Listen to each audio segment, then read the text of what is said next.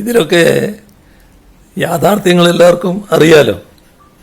ഇപ്പോൾ ഗോവിന്ദൻ മാഷ് കഴിഞ്ഞ ദിവസം പറഞ്ഞ കാര്യങ്ങളെക്കുറിച്ച് തെറ്റിദ്ധാരണാജനകമായി വാർത്തകൾ വന്നു എന്ന് കണ്ടപ്പോൾ അദ്ദേഹം തന്നെ വസ്തുതകൾ എന്താണെന്ന് വിശദീകരിച്ചിട്ടുണ്ട്.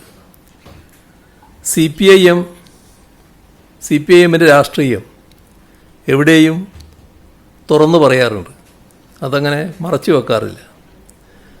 എത്ര വലിയ ശത്രുവായാലും ആ ശത്രുവിൻ്റെ മുന്നിലും തലകുനിക്കാതെ രാഷ്ട്രീയം പറയാൻ കെൽപ്പുള്ള പാർട്ടിയാണ് സി പി ഐ എം.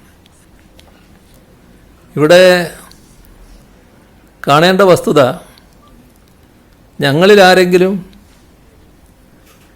RSSനെ പ്രീണിപ്പിക്കുന്ന നിലപാട് ഒരു ഘട്ടത്തിലും സ്വീകരിച്ചിട്ടില്ല.